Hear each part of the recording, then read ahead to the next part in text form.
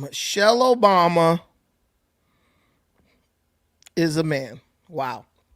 Um, you know, as our president just turned 80 years old, I find myself not really knowing how to feel about America right now. I look at something like last night's UFC event at the White House and I'm like, yo, this was like super exciting. Sat with the fam. We watched the whole thing, which is surprising, right? Um, and it was a really great card. You saw Cyril Gahn become heavyweight champion, something he's been fighting for a long time. You saw Justin Gaethje beat Ilya Tapuria in a like he was a super huge underdog, and he came out on top with the TKO, the stoppage. Man, you saw UFC fighters, particularly Gaethje, basically being allowed to use the Oval Office as their dressing room. Like, how crazy is that? Gaethje walked out from the Oval Office to the octagon. And I see after everything's done, his family, who probably was like, hey, this UFC stuff is never going to pan out, they're basically rubbing elbows with the president of the United States and his family at the end of the event. And it was just amazing. And it made you really proud to be an American, just regular old people in the octagon with the first family. And they're just in there talking like they knew each other for years and having a great time. And then you have something that really pissed a lot of people off, I feel, where the what's his name? Hodgkin? What's his name? Uh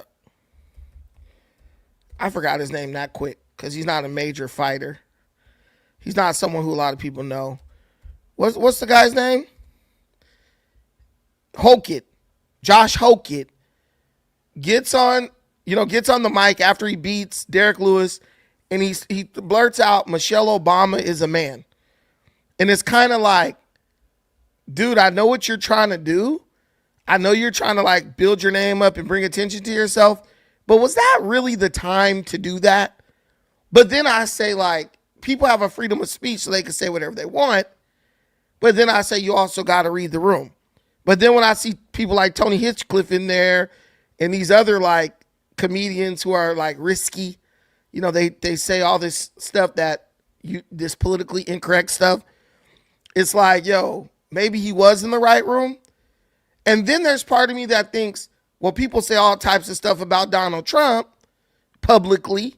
Even famous people say all type of irresponsible things about the president of the United States, and they're cheered and praised for it. So I think there might be a level of, or a layer of hypocrisy there if you criticize what Hokett was saying. But there's a lot that happened, and we're going to get into basically all of it because we got time, right? We got time. We got to talk about what's going on with the Iran peace deal. We could talk about the UFC event. We got to talk about Stephen A. Smith absolutely turning on Carmelo Anthony. Like, not even turning on him, just basically saying, hey, man, I don't see where this innocent you guys that are claiming he has, where it can be located.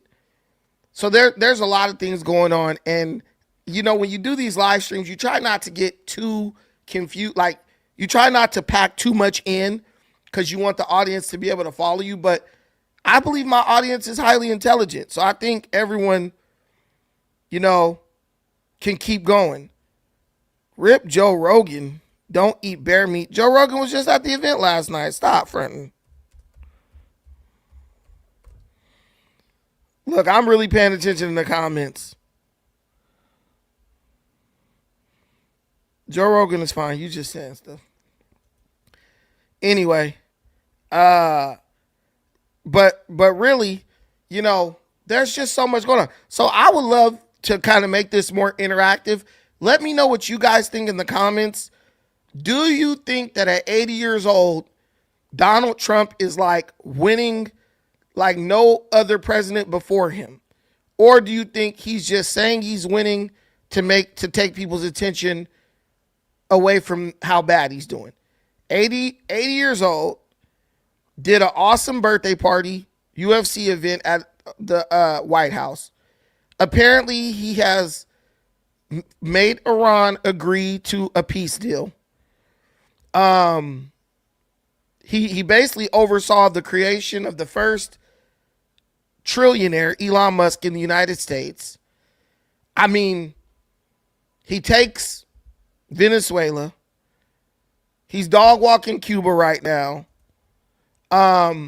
It's looking like he's going to get the Iran situation under wraps in time for the midterms. I mean, y'all tell me, is Trump winning? Is my boy on fire? Or do you think this is like what the mainstream media is saying and, oh, this is a massive failure? Because I'm just trying to, that's why I don't really know how to feel about America right now. Because I have one side saying like we are winning and we are making unprecedented gains in like the economic sector. Prices are down. I want to tell you guys something. I'm in California. I bet you guys couldn't guess how much I pay for gas today. I'm in California. I bet you could not guess how much I pay for gas today.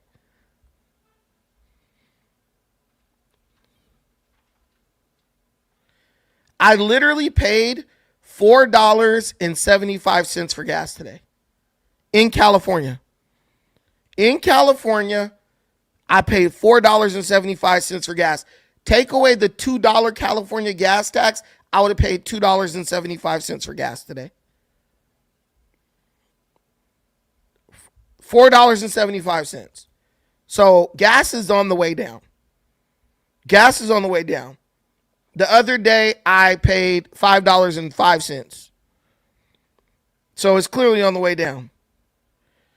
But we're all here for the same reason. We want to know what's up. Is America up or is America down? Because like you, I'm getting mixed messages and I really don't know how to feel about it. I'm looking at something yesterday that should have been a celebratory situation. And what makes it absolutely crazy is that it kind of looks like Trump planned all this, right? It kind of looks like he planned the UFC event to fall on the day when he secured the peace deal on his birthday, and the list goes on and on. Does anyone get this like vibe that like Trump might have planned all this? Because the coincidence, if it's all coincidental, that's a hell of a coinky dink, if you ask me. Bro is out here doing UFC events, right? I mean, securing the peace deal, turning 80, moving around like he's good as he's been since he was old. Major change in the UFC championship hierarchy. Gagey, for the first time, becomes lightweight champion, which is crazy. Everything, it's almost like a story. Like, they're going to make a movie. I got people in the comments saying, look at the Dow and the NASDAQ. We are up, right? They say oil prices are sitting currently at $80 a barrel. Like, come on, guys. I don't know. I mean, I'm with, I know people got a lot of beef with him. But it's like, bro, it's looking like this guy played this perfectly. I can't see an area where bro is really losing right now. It seems like people are ashamed to show patriotism. Meanwhile, socialism is spreading like wildfire. Well, socialism is a problem that fixes itself. Because the same people who lie and say that they believe in socialism, they change their tune when the socialism actually impacts them, right? They're cool with giving away free stuff as long as they don't have to pay for it. If we could take the money from Elon or take the money from somebody like that, they're cool with it. But the minute you say, well, you got to pay a little extra, they're no longer socialist. They're no longer communist. They all become capitalists, right? Just the way it is. But this whole thing. And I get, I got people in the comments dump Trump and, the slogans and stuff. But I need people to kind of think past the slogans, past what you've been programmed to say. You got to tell me where this guy's failing us. You got to tell me. So I don't know if you guys are down. Are you guys down to get into this? Or should we just forget all about it and just talk more about Austin Metcalf? Austin Metcalf and Carmelo Anthony. Because that's what's hot right now. But I wanted to kind of change gears a little bit because I've been doing Carmelo Anthony for 5 days straight. I've been doing. Look, man, I'm in Cali, and I just paid $4.75 for gas, and we have $2 worth of taxes on our gas. So if we didn't have $2 taxes on our gas, I would have paid $2.75 this morning for gas. Like, that one's kind of going. And, I know the doomers and all these people, they're going to be like, yo, but anything but insert negative spin to it. But, like, really, when I make shows, I don't really make shows for the doomers. I do shows for people who believe in, like, they want something out of life. They're not constantly looking for a way to nitpick stuff. But, Big Mike, Michelle Obama, before you get mad about, Hokit calling her a man, I just want you to remember, we have entered into a period in our history where it is totally acceptable to openly, publicly disrespect political figures with no repercussion. That's all I want you. That's all I want you to understand. These people are calling the president, the dude who's in charge of our country, everything under the sun, including but not limited to a PDF file. And that's okay. People laugh and joke, and yes, it's great. So don't start crying when more conservative people start engaging in the same immature behavior as the liberals are. That's all I'm saying. I'm just going to be fair and down the middle. If you can call the president a PDF file with no repercussion, you cannot get mad if somebody calls Michelle Obama a man or Big Mike. There's no fairer way to split that. I realize in these comments I have people who are more liberal. I have more people who are more conservative. That's fine. All I'm telling you is, if we're going to be fair, if we want the true unity and equality that we claim to believe in, you cannot get mad at what Hokit said, but be celebrating and cheering when somebody is disparaging the president. Real talk. Real talk. I'm just putting that out there. But we got a lot of stuff to cover, and I want to make sure we get to some of it at least. Let me hold on. Let me go here because I got to search. I wrote my topics down so I didn't lose them. Search. Okay,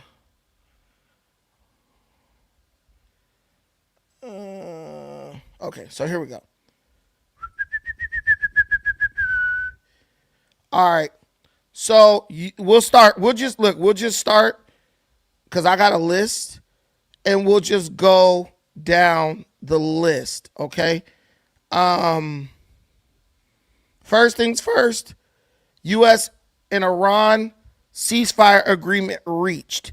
And the reason why we're giving this one special attention, right, is because this is the first one where Iran has actually come out and said, hey, the deal is closer than it's ever been. And then like 24 hours later, they're saying, Trump is announcing that an agreement has been reached. Now, you're going to get a lot of people who are going to come and say, oh, this is the same deal as Obama and all this stuff. This is what people do. And that's okay. Even though you want to, you want to freaking body slam their ass because you see they're being ignorant. This is much different from the deal that Obama signed with Iran. One, because under Obama's deal, Iran did not agree to get rid of their nuclear weapons ambitions. Obama's agreement was like, we'll give you money, and then you'll suspend or you'll delay or you won't do anything as far as reaching the nuclear weapon for this many years. In this particular agreement, based on what the media is showing us, Iran is basically agreeing to cease their pursuit of a nuclear weapon, and they're agreeing to give over the nuclear dust, right? All the remnants of their nuclear enrichment. But they will still be able to enrich uranium, but they've agreed not to enrich it past what's necessary for civil use. Now, mind you, under the Obama agreement, Iran was enriching uranium past what's necessary, which is 3%. They were enriching it as high as 60%, which even at 60%, you can make a nuclear bomb with it. And at 90%, you can attach it to a missile and really do some damage. So I don't know why people are like, oh man, this is not different from the Obama agreement. Well, under the Obama agreement, they were enriching to 60%. So to me, this is way different. But you got the doomers and the black pill people. They're going to just, everything Trump accomplishes, they're going to find negativity. And look, you don't have to be a liberal. You don't have to be a conservative. You could be a liberal. You could be in the middle. You could not care. But I don't know about you, but have you ever been around somebody, no matter what you do right, they will always find a reason to criticize it? I hate people like that. Even if I don't like someone like Joe Biden, I don't like Joe Biden. I don't like his policies. I think he's corrupt. But when Joe Biden signed the CHIPS Act, I cheered for Joe Biden because that was a 100% necessary thing for the United States to start manufacturing chips, high performance chips on U.S. soil where they wouldn't be under threat, where the flow would not be under threat if China decided to start tripping. Why would I get mad? Why would I criticize the president, even if he is a Democrat, for doing something that benefits America? That to me is ignorant. I praised Joe Biden. I celebrated him for that. It was a great move by Joe. You can't take that away from him. And I will criticize Donald Trump for doing a bunch of things that actually hurt the CHIPS Act once he took over as president. It's just like that. They do good, clap. Give them some accolades. They do bad, criticize them. Trump gives you many reasons to criticize him. Many reasons to criticize him. But if the guy does something good, just give credit where credit is due. That's the way my family raised me. Give credit where credit is due. And you can go right back to criticizing the very next day. But as far as we know, and as far as what's being reported, Trump secures a peace deal. And, really, there was no need. I stopped covering this because it was like I understood that, this is going to be a back and forth thing for a long time. But Trump got this done in 3 months. It took money, right? It took time. It took bombing to beat Iran into capitulation.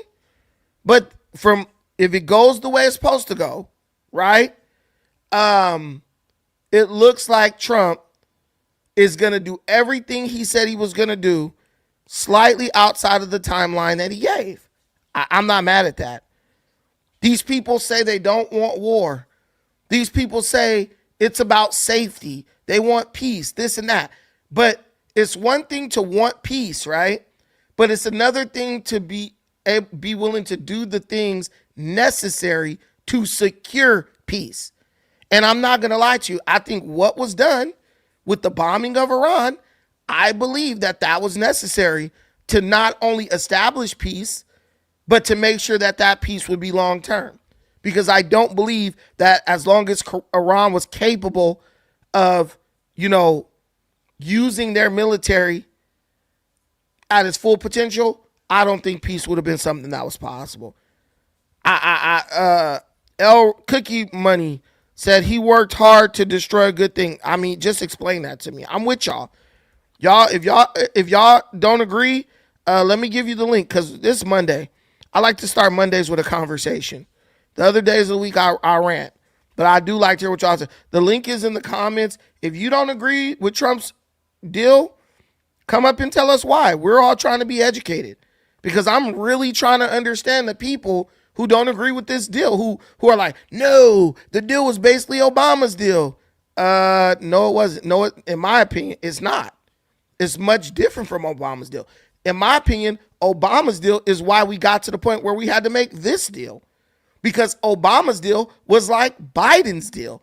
And Biden's deal gave them billions of dollars. And soon as they gave them the money, literally a few months later, like 4 months later, these dudes attacked Israel on October 7th and kidnapped a bunch of Americans, like 50 Americans. So I'm trying to figure that out. I'm trying to figure that out. He started the war for Israel. Yeah. I don't understand when people say the guy started the war for Israel. Y'all do realize that Americans were kidnapped and killed on October 7th. Do we not understand that? Americans died and were kidnapped and held for almost a year by Hamas, which is a proxy of Iran. And Hamas used money that they received from Iran to carry out the attack on October 7th, 5 months after Joe Biden gave them the billions of dollars, released the billions of dollars. I don't understand how, I mean, if you got kidnapped or your family got kidnapped, wouldn't you want the president to go to war for you? Wouldn't you want him to let the people who kidnapped you know, like, yo, you can't be doing that? Or who kidnapped your family member, like, you know, we will come for you. Wouldn't you want that? I think there's a level of hypocrisy in these type of statements. It's like, this is good enough for everybody else, but it's not good enough for me. I don't play those kind of games, man. That to me is stupid.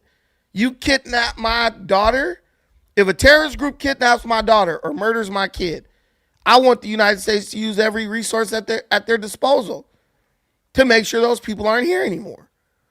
And I feel that's what Trump did. Now, you could say, hey, he did it for Israel, whatever. I think he did it for the Americans who've been killed by Iran. And because the United States and Israel have a shared interest, because Hamas kidnapped Israelis too. I think they should work together. Dude, I don't know why you guys, like, if you guys truly don't know, I don't mind answering. But like, how is it, my biggest thing is like, how are we coming to such drastically different understandings of what's going on? And he got what for starting the war? Control over oil all over the world? You guys do know that the United States is controlling all the oil in the world right now. You do understand that, right? You do understand that when you get on the internet and tap in and listen to these dudes, the doomers, the Strait of Hormuz, Iran this and Iran that. Dude, if you can't bring things in and out of the strait, you ain't controlling the strait. I knew you were coming with that. Iran, look, potato head. Listen, Iran, let's do an exercise for third graders. Johnny controls the front door, but Johnny can't let anyone in or out of the front door. Does Johnny control the front door? Samira. Oh, Ryan. If Johnny says he controls the front door, but he can't let anyone in or out of the front door, does he control the front door? If you can't let nobody in or out of the front door, you don't control the front door. If you got to put your oil on a train because you can't take the oil in and out of the strait, you don't control the strait. You could say, I control the strait all day long, but if you can't bring anything in or out, let me ask y'all another question here. If Iran controls the Strait, why did they have to sign an agreement? If I control my front door, I don't have to sign an agreement with you to let me do what I want to do with my front door. It's my front door. It's like you own a home. Once you own the home, can't nobody tell you who can and can't live up in your home. They can't tell you when you can go inside or come out. So that's the only thing you got to get me to understand. If you control the Strait, why can't you take anything in or out of the Strait? That's my only question. If you control it, why are you negotiating for control of it right now? My cousin is on a ship sitting right in the Strait. He's in the Navy. The United States is sitting in the Strait. Iran don't want him there. If you control the Strait, why is the United States in the Strait and you're negotiating terms for the United States to leave? You lost everything. And the only thing America lost was 13, I think, service members and paid a little bit more for gas for 3 months. I'm just asking. We tripping off of paying $2 more for gas. That's what we lost. $2 a gallon. These people lost like damn near all their infrastructure. And they winning? Come on, y'all. You can't be this dense. You cannot be this dense. And I understand you might not like Trump. But when you watch this channel, that's fine. I don't care if you like him or dislike him. I'm trying to get past all that to get through the meat of the situation and see, does this benefit Americans or does it hurt Americans? That's all I'm concerned about. Donald Trump will be gone in 2 years. I will still be asking the same damn question. Is this hurting America or is this helping America? Is this hurting Americans or is this helping Americans? And that's where, we should really, that's where our focus should be. Let's see what's up. We got some details on the deal.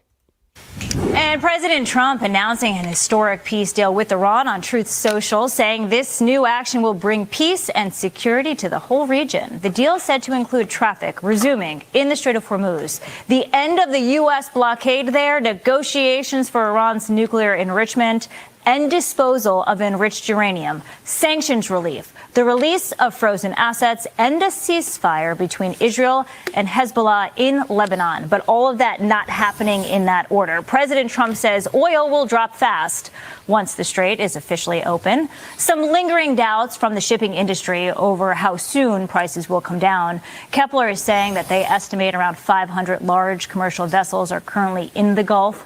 Vessels that have been delayed or held back would need time to exit, complete their voyages, and potentially return for new loadings. That process could take roughly 2 to 3 months. But they do note that traffic in the strait is sharply higher than it has been over the last 24 hours. Immediate reaction. And joining me now for his immediate reaction is Wisconsin Congressman Derek Van Orden. Congressman, welcome. Thank you.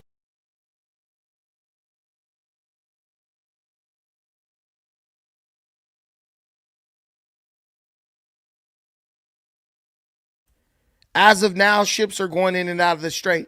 Before, it was 20 to 40 a day. Normally, it's about 100 a day. So they're saying that the traffic is way up, right? They're saying the traffic is way up. My situation is this. Everyone is saying, hey, it's hurting Americans. Well, it hurt us, right? We paid $1 or $2 more for gas. We were inconvenienced. I'm not going to say it hurt you. It inconvenienced you. You had to put a little more in the pump, right? If you're in a situation where paying $2 more for gas for 3 months is really hurting you, you need to reevaluate what you're doing with your life. You need to figure something out or start walking or getting a bike or something.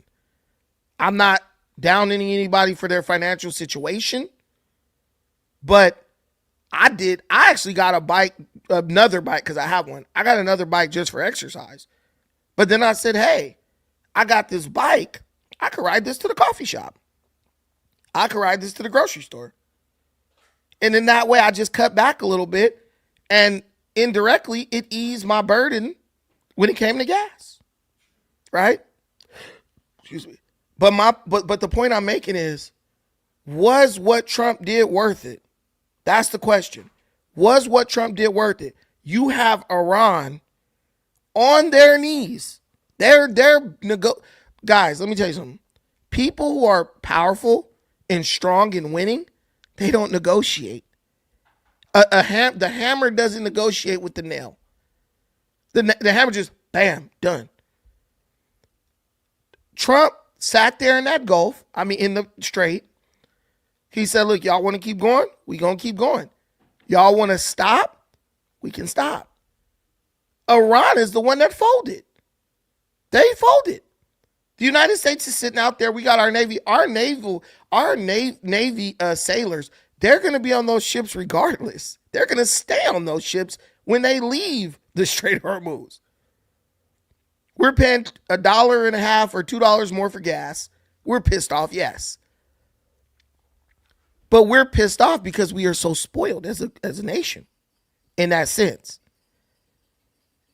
All I saw, and just like Mr. Boski is saying, Iran continued to claim they sunk ship after ship. I have a friend who's a doomer. He's on Facebook. The guy keeps talking about, they sunk a ship. Bro was posting pictures that he got off X. I would take the picture and put it in Google. Iran was claiming that they damaged ships that were decommissioned 30 years ago. Iran was taking pictures from ships in the 90s and was posting it on X, claiming that they damaged these ships and this happened today. And I said right there, this terrorist regime, they're proving to you that they're a bunch of liars. They're proving to you that they're dishonest. But you're the fool to take what they say at face value and then go post it on your social media account. They're liars, and they're making liars out of you. But this is what happens when you're a doomer. This is what happens when you hate your country. You just make a fool out of yourself. You'll believe anybody as long as you believe that what they're saying makes America look bad. Here's the problem. You are American, dummy. So you make the country look dumb. You make yourself look dumb. You don't get a win. You get clowned. You get clowned. Literally. This guy was posting this stuff. Man, this dude didn't send me movie scenes talking about, look what's happening in the Gulf. Look what's happening in Iran. I'm like, bro, this is from a movie. But this is how it works when you're delusional and you're suffering from TDS. What are you going to do when Trump is dead and gone? You're not going to be able to, you're going to have to walk out of TDS.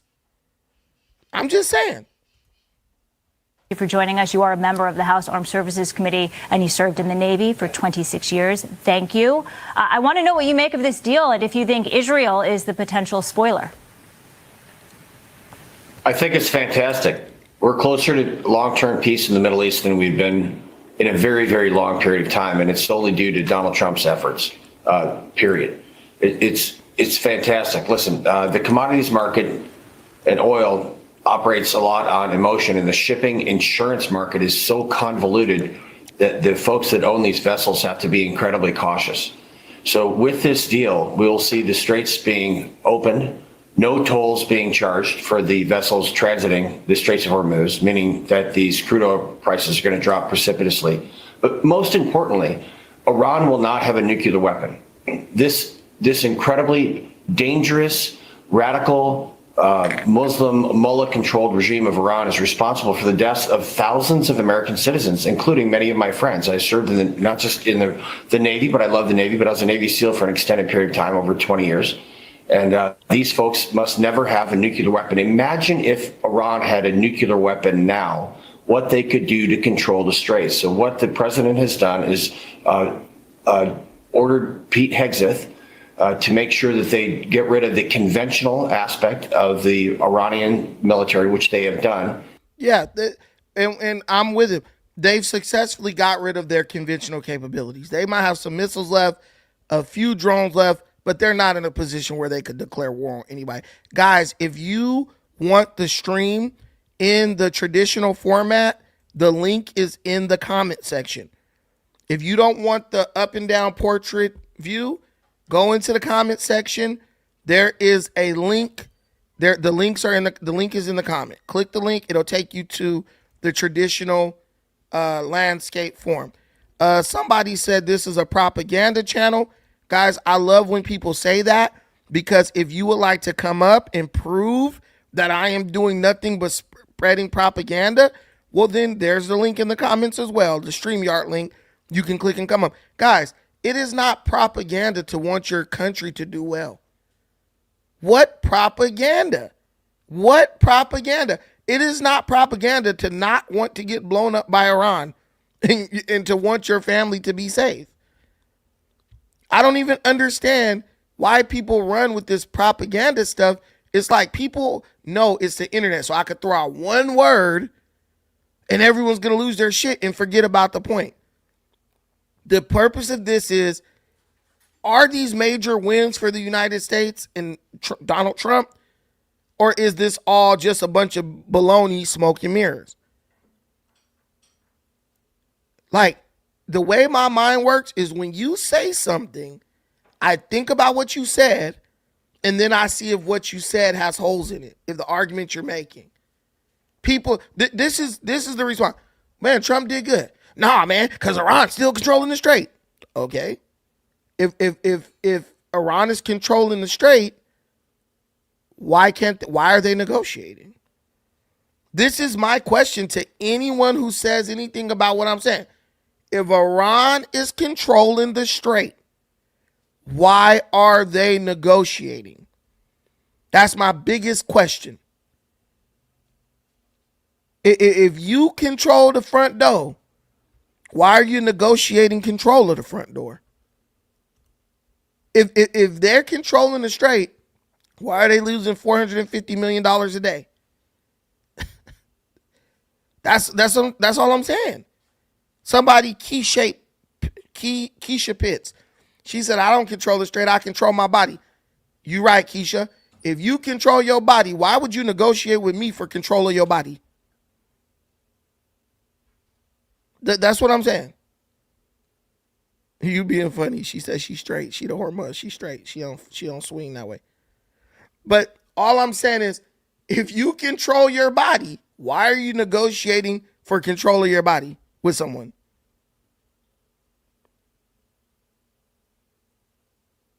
Nah, just go click the other link. Low value, man. Click the other link. But this is what I'm saying. If Iran is in control of everything, we shouldn't even be having this conversation right now. We should not be having this conversation right now. I'm just saying. Change and nation building doesn't work.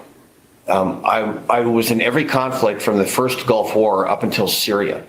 And every time the United States government, through the military, tries to go into a nation and dictate to them how they're going to run their country, it simply does not work. So making sure that we can help potentially set conditions for the Iranian people to rise up, that's something we can do. But if we go in and say, we are going to put American-led people into the Iranian regime for them to take over, it simply won't work. What Donald Trump has done is what no president in living history has done, and that's learned from history itself. So he understands that the Iranian people have to determine their own form of government and how they are going to govern themselves. The state of FISA is up in the air after the Surveillance Act expired on Friday. Both chambers of Congress failing to pass an extension, but this was for the first time since FISA's inception. This is happening as World Cup matches begin across the country. They're expected to draw in more than... Let me stop that. I don't know. Do y'all care about the... do y'all care about the World Cup?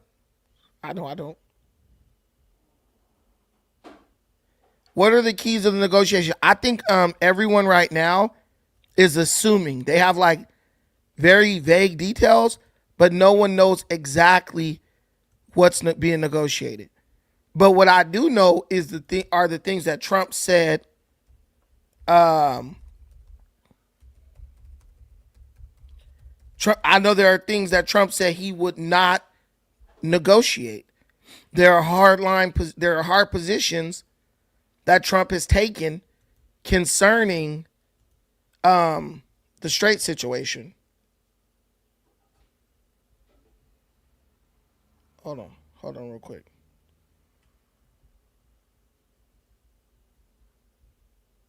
Hold on.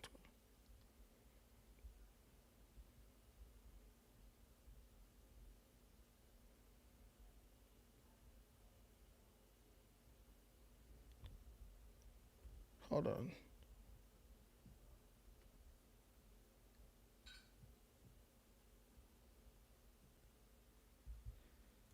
Okay, so yeah, no one really knows anything.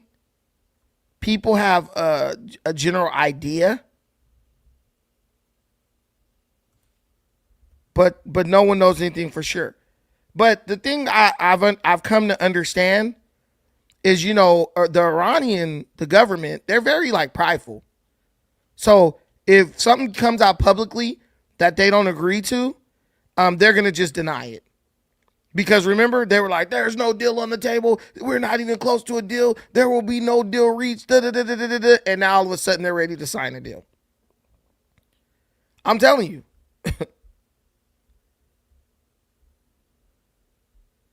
All right, but I have a list, and we could definitely go over it.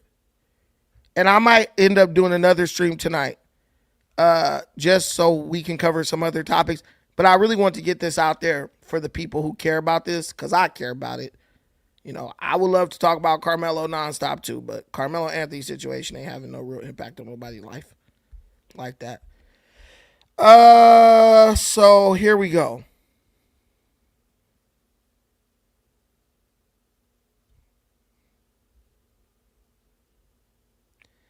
Okay, so here's the first part. The immediate ceasefire in military terms, cessation of hostilities, and immediate and permanent end to military operations on all fronts, explicitly including Lebanon, a point confirmed by Pakistan and Iran, though initially omitted by President Trump. So this is one where Iran and Pakistan wants, the hostilities from Israel to Lebanon, they want it to cease. They don't want any more attacks on Lebanon. Here's my thing.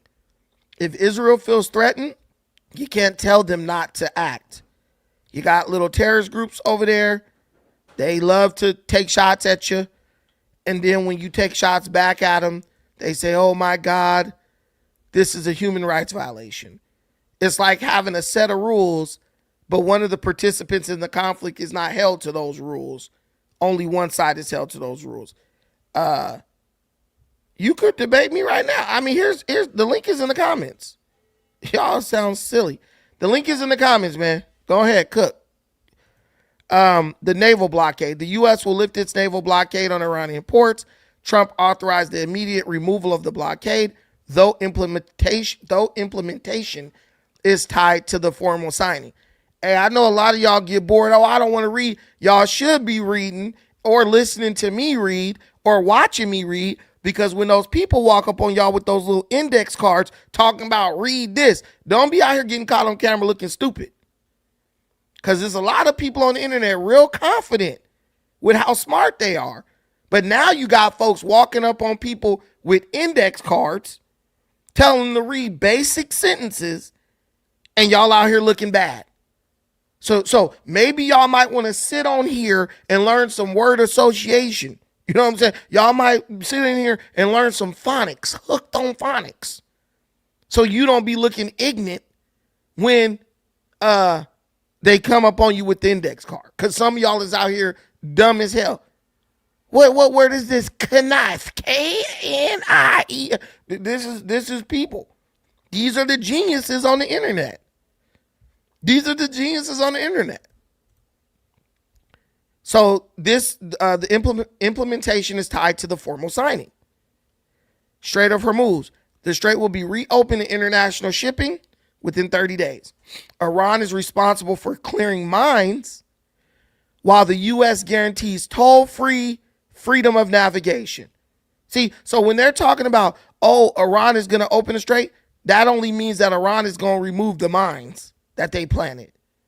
That don't mean that they're going to be given control of the strait. Iran does not own the Strait of Hormuz. That is international waters by law.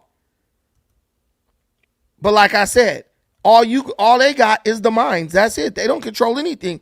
They just put mines in the water that make it unsafe for people to navigate. So here's the next part. Sanction and assets. Oil sales. Sanctions on Iranian oil sales will be suspended pending the final nuclear agreement. Right? So their oil sales sanctions will still be suspended until they come to a conclusion on the nuclear deal. Frozen assets. Approximately $24 billion in frozen Iranian assets will be released during the 60-day negotiation window. Troop withdrawal. The U.S. commits to withdrawing its forces from the immediate vicinity of Iran. Deferred nuclear negotiations. 60-day window. Critical nuclear issues are postponed for a 60-day negotiation period leading to a final settlement. Enrichment limits. Talks will determine the duration of the suspension on uranium enrichment. U.S. seeks 20 years. Iran offered 10. Stockpile disposal. Negotiations on the downblending or removal of Iran's current stockpile of enriched uranium, which is 400 kilograms at 60% purity. And see, that's where there's the problem. Why do they have uranium enriched at 60%? Right? That's where we all have beef. They only need it enriched to 3%, but they're enriching to 60%, which makes everyone in the international community believe that they're trying to build a nuclear bomb. And this is the funny thing. Both Democrats and Republicans agreed on this for 20 years. All of a sudden, because Trump is doing something about it, all of a sudden, no, they were never going to build a bomb and all this stuff. Understand when someone's blowing smoke up your ass. There's literally video of many of the same politicians saying Iran is not a threat, saying Iran is a threat back in the day. And still, Congress this year voted 90% that Iran was the biggest terrorist threat on earth. So they're saying one thing for the cameras to you all, and then they're saying something else behind closed doors because they want to take back the government. So the sites at Natanz, Fordo, these nuclear sites, they're going to future discussions on the status of these sites, inspections, implementation of unrestricted SNAP inspections by the IAEA. Now that's the biggest one right there. I believe that's like the biggest win. The IAEA can come in anytime and inspect all Iranian nuclear facilities to see what they're doing. Who's IAEA? If you don't know, I don't. Is that us? Listen, it's an international body. Yeah, It's but an what international country? What like multiple countries. Multiple countries. countries? Listen, if it's an international body, multiple countries control it. So to me, this is like the biggest win because for a while now, for years now, the Obama deal, they weren't letting the IAEA in to inspect what they were doing with their nuclear enrichment. So if they agree to this is really the biggest defense you have against Iran developing nuclear weapons. This is the biggest defense, the inspections. So if they agree to that, it's done. So they're going to do a formal signing Friday, June 19th, 2026 in Geneva, Switzerland, mediated by Pakistan and Qatar. Implementation discrepancy. While Trump declared the deal complete and ordered the blockade lifted immediately, Iranian officials state they will not begin implementation until the formal signing ceremony on Friday. Contingency. Trump has warned that military attacks could resume if a final nuclear agreement is not reached within a 60-day window. So that's what I'm saying. Like, Iran is losing this on every front. They've just agreed that they're going to negotiate to a nuclear agreement. And guess what? If they don't find a solution, they're just going to start getting bombed again. See? So it's like, if this makes gas prices go down and all that, it gives the markets confidence. If they start the removal of the mines, that just means the strait's going to get open back up. But in my opinion, when Iran removes the first mine, this is gonna that's gonna be their capitulation totally. To me, but I already knew Iran was gonna break eventually, and this is just them dragging out the process because they really have nothing. They have no real way to retaliate or fight back against the United States, so they have no choice but. But we still gotta wait 60 days, Brandon. You still have to wait. You still have to wait 60 days. The oil prices are dropping today. So what are you waiting for? The only way this is inconveniencing you as an American is you're paying $2 more for gas. So no, I'm not. It doesn't. I mean, it doesn't. Wait, bother me don't go into that. We're not talking about personal. We know you got the freaking bat cave and shit. The only way this is inconveniencing you as an American is you're paying $2 more for gas. Gas prices are going down right now. So are you really waiting? You're not waiting. You're getting the impact it's having on Americans is being eliminated immediately. Like I said today, day before yesterday, gas was $5.49 a gallon. I went and paid today, gas was $4.75 a gallon. So this is having an immediate impact on the price of gas, which, let's be honest, if your gas wasn't up, you wouldn't even be paying attention to Iran or what's going on over there. So we're getting the results faster than anybody. Oil dropped already to $80 a barrel today. So people saying, oh, we still got to wait. You ain't waiting to get the impact on what's hurting you. You're getting that today. So now, like, the people in Iran, they the ones with no lights and shit. No gas, no way to cook. They're the ones who got to wait. Americans, our problems have basically been solved with this one little agreement. What do you think?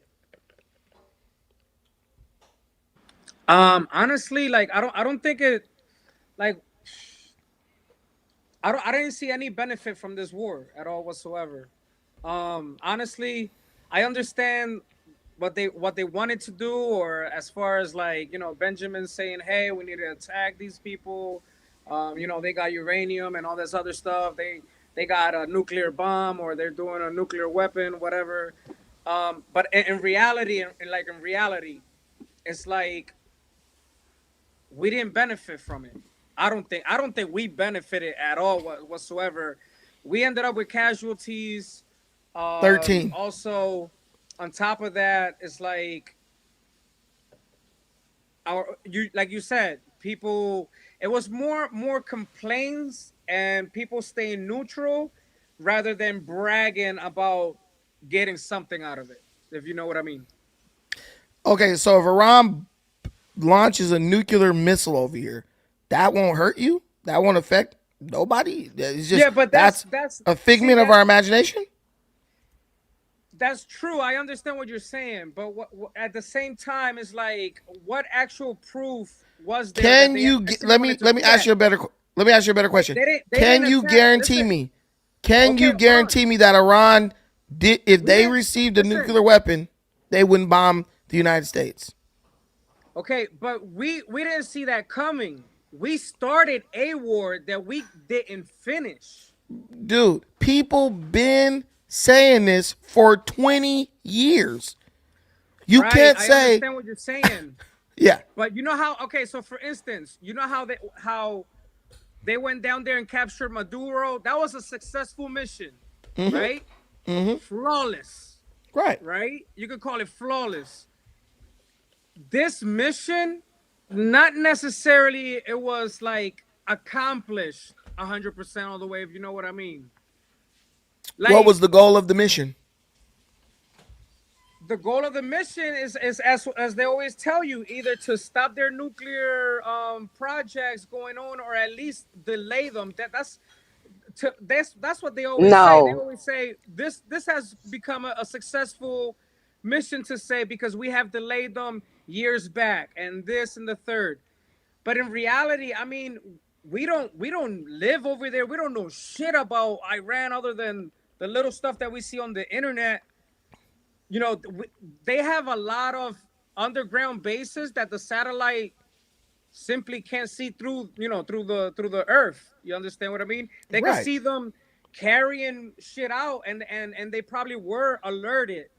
And obviously, you know, we took a good chance of stopping, like you said, maybe a nuclear attack or anything like that.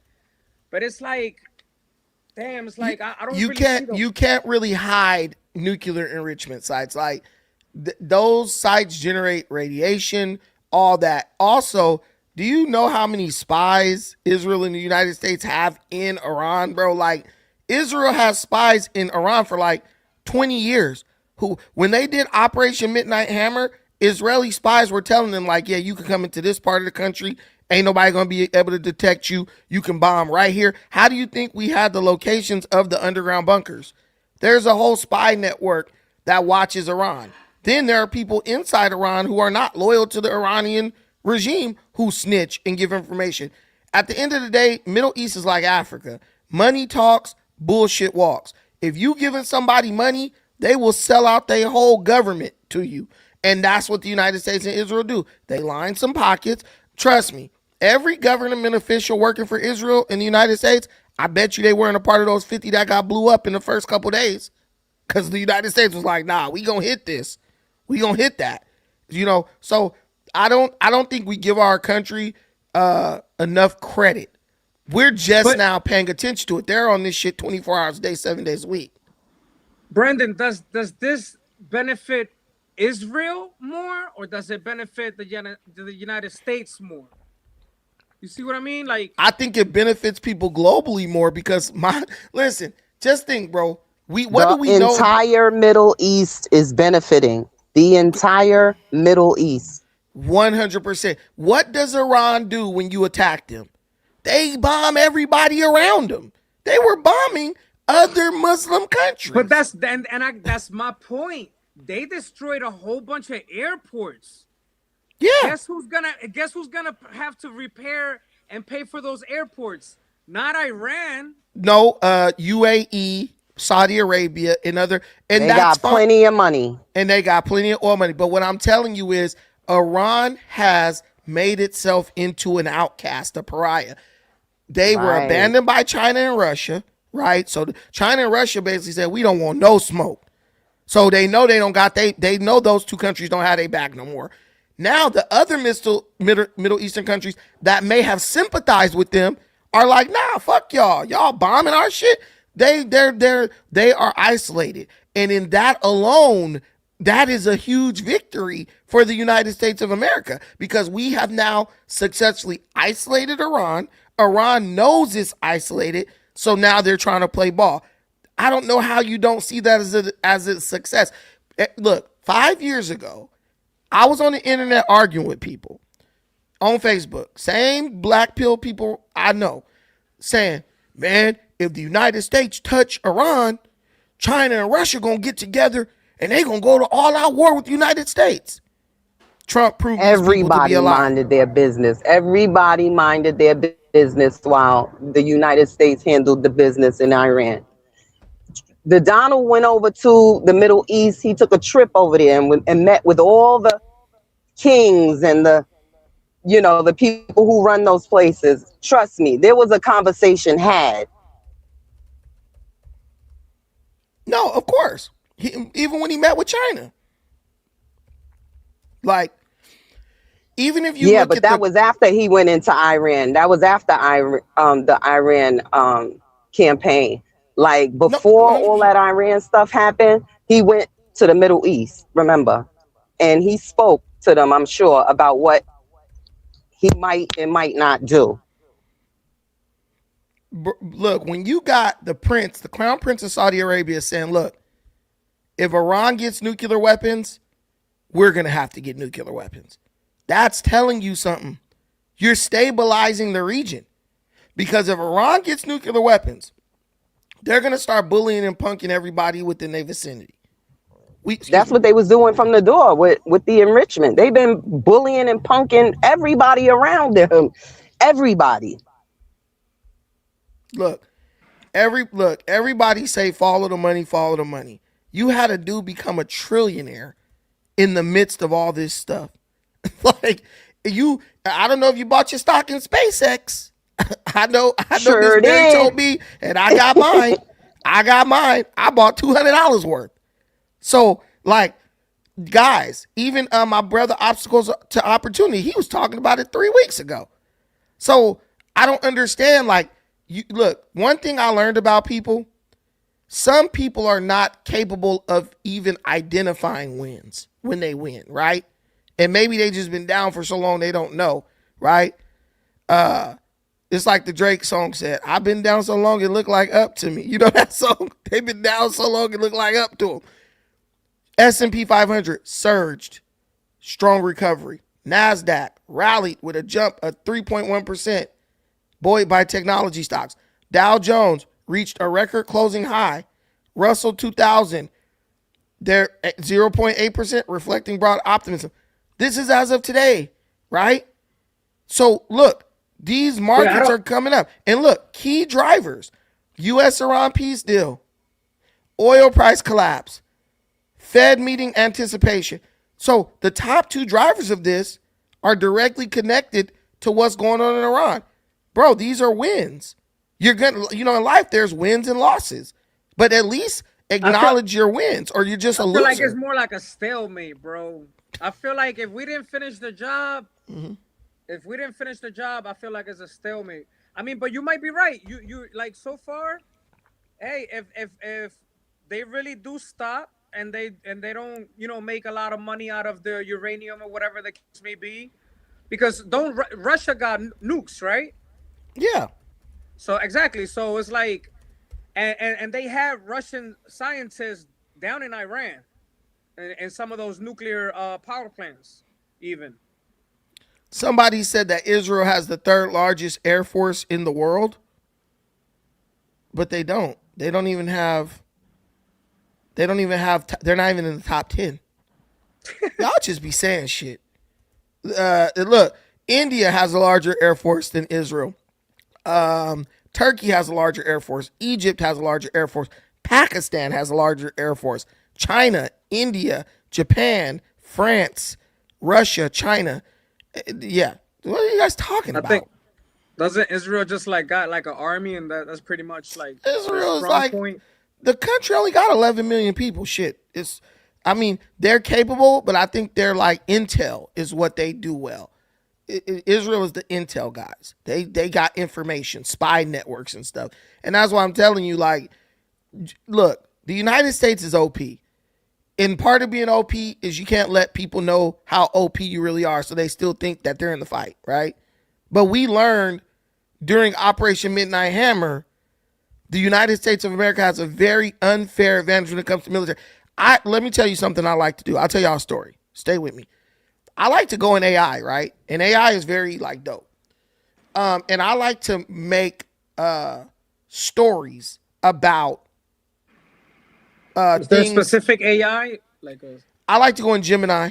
I go in Gemini and I'll tell Gemini, tell me a story about what would happen if the United States decided to block the Strait of Hormuz for the next 400 years, right?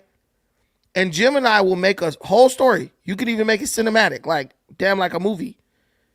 They'll tell you a story about what happened when the United States decided to block the Strait of Hormuz for 400 years. And then I asked, would it be possible for the United States to do this, and how much would it cost? Gemini's like, yes, the United States, if they wanted to, with their current military capability, could block the Strait of Hormuz for the next 400 years. And it would cost something like $450 million a year or something like that. It wouldn't even be that expensive, because they would build infrastructure around the strait that would make it that would lower the cost, right? So like in my story, it's like it even goes into the future 400 years. And so it addresses like technological advancements and all this stuff. Sentinel drones in the water. Missiles are now firing from space. The Star Wars stuff Trump been working on. There's a resistance made up of like all the other countries in the world that are seeking to like open that strait. And it's the possibilities are endless. So I really think like people just don't understand what the United States could do. The United States is using restraint right now. They're not blowing up their critical infrastructure because they're worried about the negative impact that will have on the people. So it's like you're fighting with one hand tied behind your back. But Iran is doing their best to be like, screw the United States, to get the United States to go extreme. Then they'll have that as a motivator to kind of go against them in the international community. They never had a chance. They still don't have a chance. And now the nagging little sanctions and blockades that the United States has put on them, it's finally breaking them. And they're going to capitulate, but they're going to talk shit the whole way. Go ahead, Mr. So my thing Right. is this. Okay, so like if we were to look at the war from Iran's point of view, right? You said, okay, we had to stop them from getting nuclear weapons, nuclear bombs, whatever the case may be, right? The enrichment of, uranium, etc. If Iran did some crazy shit like that, try to attack us, we do have so many allies that would respond, right? They would completely, it would be another world war, right? It would be like a Hitler type of shit. Like Not really, because at this moment, hold on. Because at this moment, our allies have to defend us, right? It's totally different. our allies have proved that they don't give a damn about us. They have proved that they're not going to help us do nothing.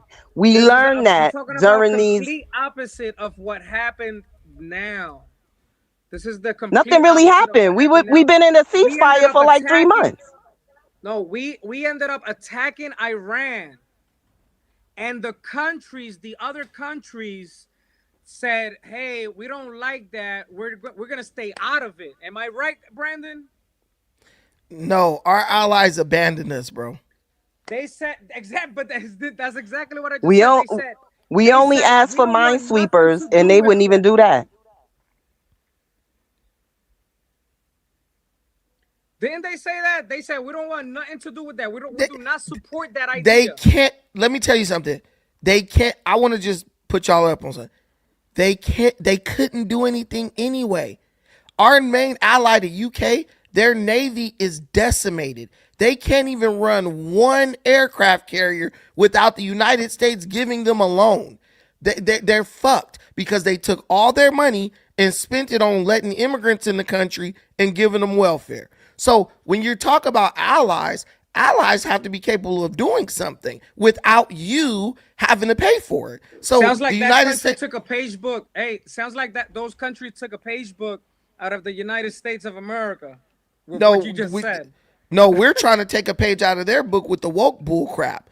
But the United States is always going to spend on military defense. They're never going to say, well, we're going to cut the military budget in half so we can pay for illegals, right? So that's why they're incapable of doing anything. Trump is ready to leave NATO, and I honestly think we should leave NATO. NATO is nothing but another bill.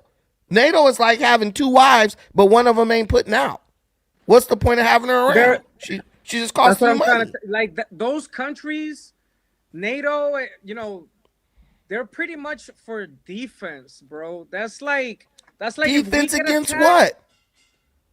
Defense. They'll help you respond. They'll give you whatever you need in to save this country. I don't think that. I don't think NATO will help us, but I think that's what I'm trying to tell you guys. If it was the complete opposite, they would have been involved. You understand? Like if the complete Iran were opposite. to attack, if Iran were to attack United States, you don't think Iran would go down? Like how many countries would attack? Well, You know Iran how many attacked the countries would United be States hurt? indirectly. We have the world, like you said, we have the World Trade Center. The Yeah. world. The first word of that is world. The Trade Center got Center. bombed. Where all the money goes in and out. You know what I'm saying? I mean, And I get what you're saying, but at the end of the day, it's like the United States. I think it's a big victory. I think people are upset because they don't want to see Trump win, but I think at the end of the day, they're all grateful for what happened. There's no one, even when they ask, even when they ask people like Don Lemon, so you don't think Iran was a threat? You don't think they'll admit, like, yeah, they are a threat. Like, we had to do something. They just don't like the fact that Trump did it. They if a Democrat did it, and I promise you, even if there was a Democrat president in office right now, we'd be doing the same exact thing. We'd be doing the same I exact thing. they both spend money in war. I mean, Biden funded Ukraine billions, so it's like that's why I don't pick sides. I'm not even registered to vote, bro. I don't like either side, to be honest.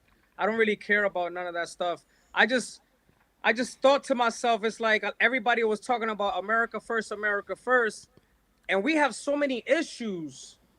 We have a lot of fucking issues, bro. We do. Bro, we're in Cali. This shit is crazy, bro. The fact that they send off Nick Shirley to Cuba after he was exposing people here lets me know that this is way bigger than anything. Nick This Shirley fucker, smuggled instead of himself saying, into Cuba. bro, are you kidding me? How is that America first? Bro, it makes no sense, bro. And that's why it's like, it's just stupid. To me, it doesn't benefit us, bro. To me, it doesn't benefit us. To me, Well, I'll there's tell so you many what will wars- benefit us. Well, I'll tell you what will benefit us if the beautiful people watching this stream right now like, share, and subscribe to this channel. And also, if they help us reach our $5 super chat goal. We have a goal right now. If you click that little link, we are trying to get 5 super chats of $5 or more. Help us reach our goal, and that will benefit us whether this is a military victory or not. It will help this channel so I could keep coming here, having these conversations with you every day at 12 o'clock.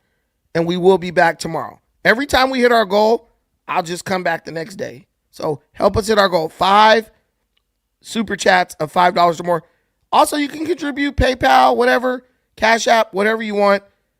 I'll put all those links in the comments, but please help out the channel. Yesterday, I don't think we hit our goal. The 2 days before that, we did. Yesterday, we didn't. So let's recover today. Monday, start of the week. It's the first of the month. Not really, but let's keep this channel going strong. Like, share, subscribe. If you can't contribute, those are also contributions, and I appreciate all of you. Thank you so much. Okay, any final thoughts?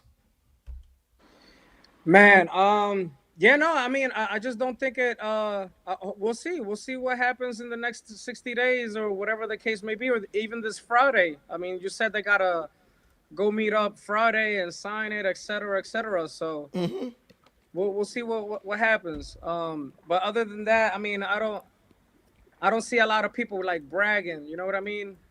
Right. So that's why I see more. Yeah. I see more negative. I see more negative than positive. But we already know Trump gets 95% negative press. So, and that's what I want people to understand. It's a proven fact that Trump gets 95% negative press.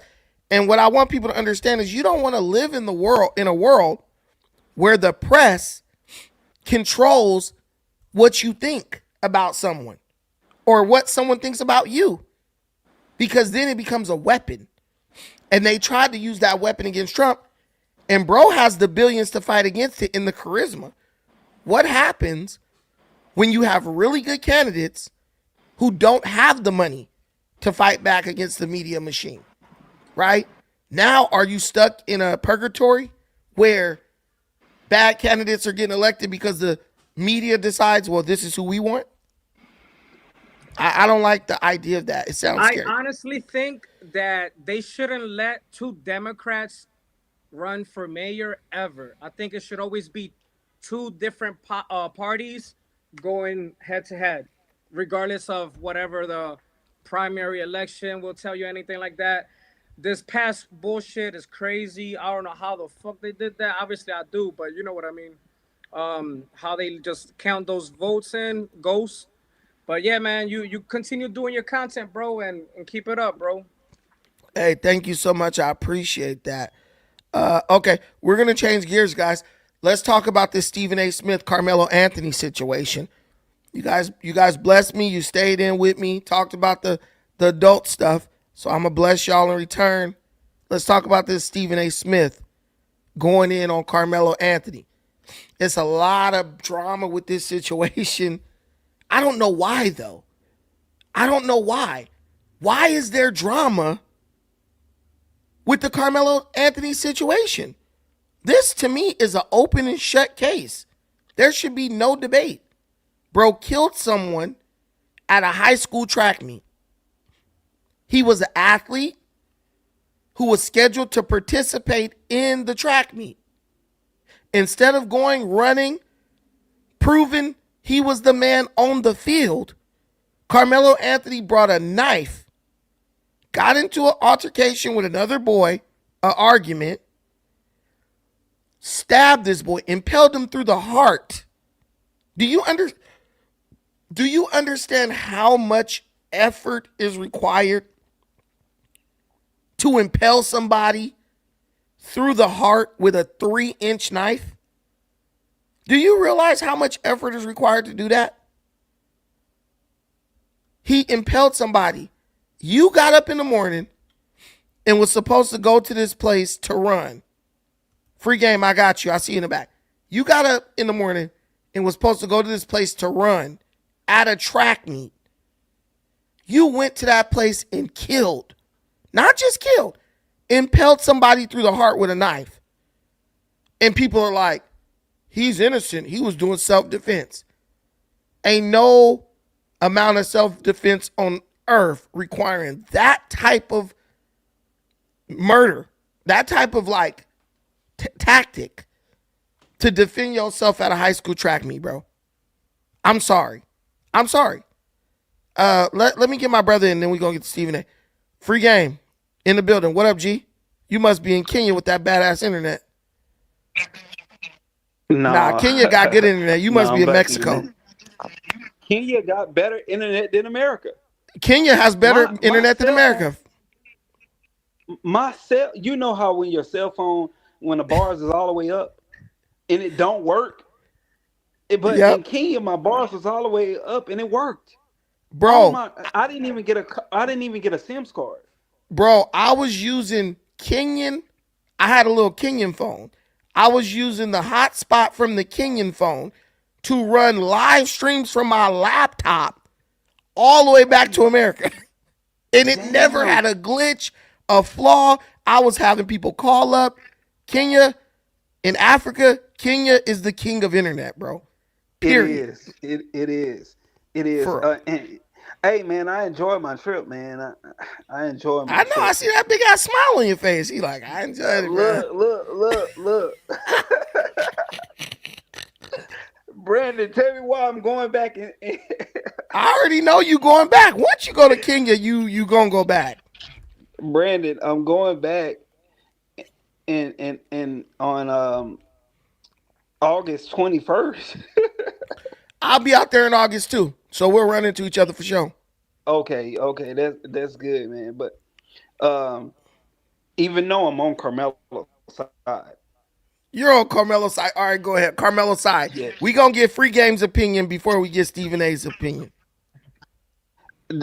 Carmelo should have never brung the knife to the track meet. He should have never done that. He should have never been in that situation. I'm on Carmelo's side just because I'm black. But damn. Hey, I'm on Carmelo's side because I'm black. But the family absolutely ruined the boy case. I mean, I remember I mean, Henry Ruggs, for instance, that played Yeah. for the Car accident he for the only Raiders. got 3 years. But that was a car accident. It was a car accident, but also he was recklessly driving. The person's still gone. But the context is totally different It is, but also too, because he it wasn't pleaded with the premeditated. family. He pleaded with the family. Yeah, he How did. would that He apologized to GoFundMe the family, gave him some money and shit. Yep. Yes, I would have pleaded with the I would have went to court with no defense other than an apology. I wouldn't even took it to court. I would have did a plea deal and just apologized to everybody. Facts. That GoFundMe or whatever money that they had, I would have put that money into the dad's pocket, the mom's pocket, and Hunter. Yeah, break them off. Break them off. You know what? I would like to pay for the funeral. I got $800,000 for my criminal defense, but I would like to pay for the funeral and donate. You know what I'm saying? Some money to the Metcalf family. That's all you could do. Put your hat in your hand, lower your head. It's over.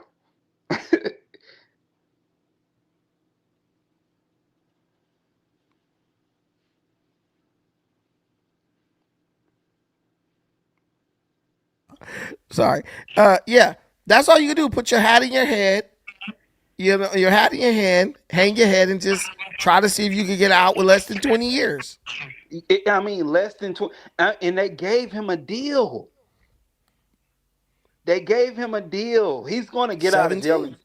He's going. Bro might have got away with 10 years if bro would have just took the path of humility and not try to turn this into a racially charged situation.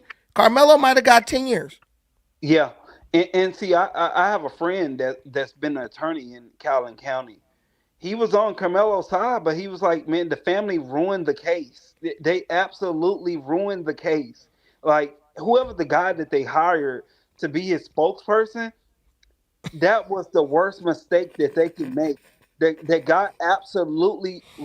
You have to understand, these people come from the county that's on the jury. Yes. They know what's going on. Bro, they were just ignorant. I'm telling you, they were part of that ignorant class of black folks who, at the end of the day, they're not just going to be ignorant. They're going to double down on ignorance despite in the face of all odds, right? Like, there's like innocently ignorant, like you just don't know. Then there's like self-destructive ignorance. Like, they basically went on a kamikaze mission with their son Freedom to try to prove racism in this case. Yeah. And it was like, you're in no position to argue at all. Just apologize. Yeah. Everyone should have been apologizing. Yeah. And also too, the county that he was in, they are known for giving people harsh sentences. But when you do that, it automatically should tell you, I shouldn't go in with guns blazing here. Maybe a little bit of thinking and a little bit of pandering will have me better off. They should have paid that dad. When they kicked that dad out their press conference, it was over. Mm-hmm. And then when the daddy said, I was asked to leave the press conference, I left and I didn't stab nobody. That was to me, that was a mic drop right there. He said, I asked, I didn't stab nobody. I just left. Carmelo, I'm pro-black or whatever, but even Dennis Sperling, he said, hey, that wasn't self-defense. It's not. They were saying that he fell on the knife. They say he didn't poke him, but it doesn't matter. He stabbed, bro. He didn't fall. He stabbed, bro. Let me tell you something. What black people got to understand is this. Just because you want something to be true, that doesn't mean that it is true. Mm-hmm. And when you cling on to fantasy, you discredit yourself from that moment going forward. Carmelo did not stab this boy with no cleaning tool. No, he didn't. Y'all just steady lying, believing things that have already been proven to be untrue. Yeah. Yeah. Even if it was a cleat tool, you still knowingly used it as a weapon. It doesn't matter what you have. You can do an armed robbery with your finger in the bag. Long as it looks like a gun, it doesn't matter. You're still going to get the same amount of years. You know what I mean? So it don't matter if it's a cleat tool, if it's a 2x4, if it's a whatever. If you use it as a weapon, it's going to be treated as such. It's going to be still treated as murder. It doesn't matter it doesn't matter what the tool is. That's what people got to get out of their head. It's a difference between race and law. And if you defend Carmelo Anthony, if a black person got done the same way, that becomes established case law that they can use against your black son. People don't understand precedents. So Carmelo, yes, Carmelo black, he's going to jail. But a white person can turn around and do the same thing, and that is going to establish the case law, and they can always pull that case law back up and use it against your black ass. You know what I mean? So no, if one thing happened like that and they defend it, then you have to understand that it's going to apply for black people too when injustices are done against black people. But what pisses me off is when people just say ignorant shit. Like he was using, like Jason Beatrice, this is my guy. Cleat cleaning tool. This dude don't even know what a cleat cleaning tool look like. I only know because I was on the track team. I threw shot put and threw discus. Yes. But I knew because I saw people use it. He was using a cleat cleaning tool. Bro don't even know what a cleat cleaning tool look like. He's just saying that because that's what a bunch of other people saying. Yes. A cleat cleaning tool is not even a sharp object or a knife. It's not. Did you run track? This is a cleat cleaning tool. It's either a brush, like bristles on a brush, or these little rubber spikes. And you put your cleat on it and you rub your foot across it. You rub your foot across it. And that's what clean the dirt and stuff out of your cleats. Yeah. So do y'all still want to stick with this ignorance? It was a cleat cleaning tool. No, it wasn't. They got a cleat cleaning tool that's like you hold in your hand, and so you put you know how we used to put the spikes in our cleats, and we had this little thing to turn it. It's the same thing. Bro, You think Nike is going to sell a damn over-the-counter sharp object for they can get sued for it? And what you talking about is like the cleat sharpener. No. They stopped making those cleat sharpeners. They just have a replacement now. So you just replacement. Go back. Yeah, you go back and you can take the screws out of your cleats and replace them with another one. Yeah, like that. This is what you have. Yeah. A cleat remover. That is it. So y'all keep talking about cleat cleaning tools, cleat sharpeners, all this shit. Y'all, when you say this, that make people look at you like you ignorant. Like they look at you like you a liar. Two, they look at you like you ignorant. There is no cleat cleaning tool, sharpener, none of that you can use to stab somebody in the chest. It does not exist. No 3 inches. Hell no, not no 3 inches. That's what I'm saying. So this kills me. Black folks, if you got to do mental gymnastics to try to convince yourself, you need to just sit this one out. And that's what I like about Stephen A. Smith, even though I don't like him sometimes. Bro, he not going to die on a dumb hill with you. Y'all want people to get on this mess. Oh yeah, there was this little white girl. She was on TikTok. Goddamn near 1 million views. Yeah, he stabbed him with a cleat sharpening tool.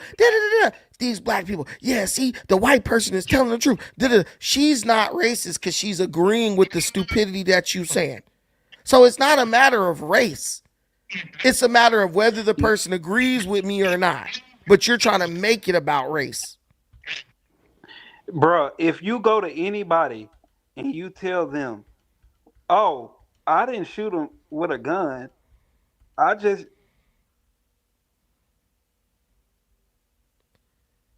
Did you freeze? His Mexican internet has failed him, folks. We getting back to the show. Here we go. Let's see this. We won $5 super chat. You a-hole. This was my strip club money, you knucker. You don't need to be in that club, no way. You're going to end up like Carmelo in there. I was using my thong sharpening device. Man, people don't realize how ignorant they sound when they make that argument. Even though I love my brother laughing like socket, but I had to blast you out, dog. Daryl Ross is back in the building. Shout out to Daryl Ross. Good show. Thank you for the $5 holler. Guys, we had 2. Come on, kinfolk. We had 2. We got 3 more to go. We are at 2 of 5. We got 3 more to go. Hootie hoo! Y'all bless up the channel. Let's get to this. Stephen A. Smith comes out in strong condemnation of Carmelo Anthony. Stephen A. Smith ain't buck dancing today. He ain't buck dancing for the black delegation today. He decided he wanted to be honest this time. Let's do this. We're going to watch the whole front part of the video. I don't know what to do. I got 5 boys. I don't know what. I ain't got nothing to tell them no more. You can't walk away no more. Well, for starters, it's very simple.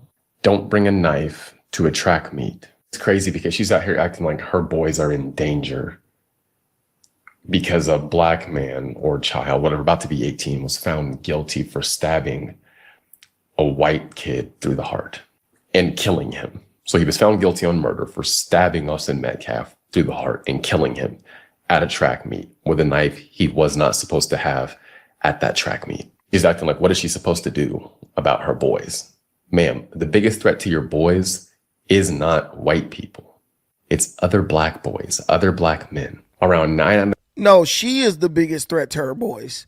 Forget other black men. She is the biggest threat to her boys because she is ignorant. She's ignorant. And I saw other black women in comments on Facebook, and they were like, the one girl said, my son said, well, mama, why he bring a knife to the track meet? She gonna say she told her son, well, why wouldn't he bring it? White folks is racist and they trying to kill us. When you indoctrinate your kids with this type of stupid shit, whatever happened to them, that's your fault. of 10 times a black man is murdered, he's murdered at the hands of another black person. Our criminal justice system is not out here targeting black people.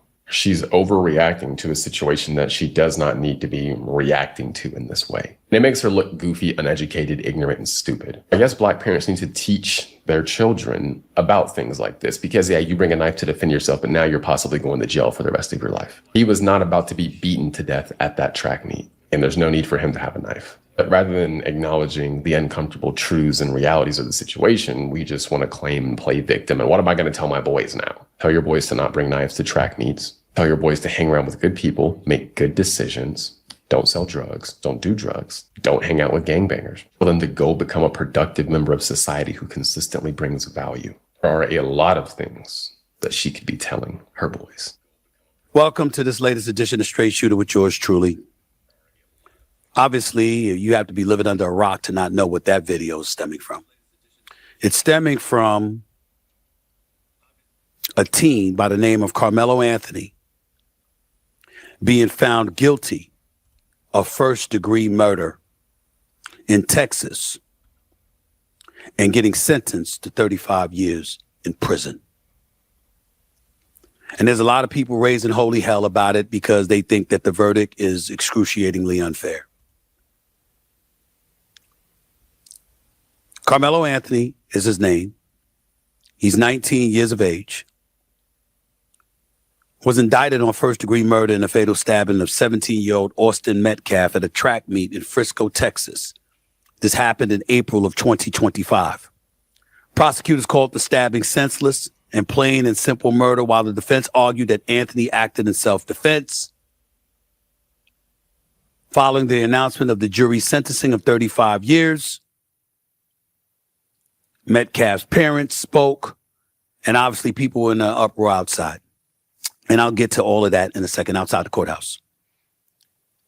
To me, I've been very, very hesitant to comment on this because obviously all the facts, you want to make sure that you have all the facts in play and what have you. And upon reading about the facts, hearing what happened from witnesses, from what was they said, Carmelo Anthony told them what happened himself, and what information and what evidence was deduced, we're looking at the fact that he was sentenced to 35 years. What I'm getting tired of is folks coming to the situation a bit late. All of this noise that's being made about the verdict. How come the noise wasn't made from open and tap to make sure proper representation was provided? So therefore, we couldn't be sitting back after a sentencing of 35 years in prison was handed down, looking to correct the error of the court's ways in your mind. Let me state for the record and get this out the way right now. I am not happy that Carmelo Anthony got sentenced to 35 years. I'm happy he got sentenced to 35 years because I'm just not going to pander. Like, I don't want my kid going to school with a kid like Carmelo Anthony. If I have a son and I send my son to school and my son operate like every other little boy on earth, getting a heated exchange, arguing, pushing and shoving and roughhousing, I don't want some little jerk thinking it's okay to pull out a knife and stab my son in the heart. Like I keep saying, it had nothing to do with race. They used to have this saying, boys will be boys. And if Carmelo Anthony and Austin Metcalf had got into it and was fighting and rolling around on the ground at that track meet, they would have got in trouble. But everyone would have understood, boys will be boys. They athletes, they alpha males. They out here, with something to prove, testosterone high. They're track athletes. They racing. This is the spirit of competition.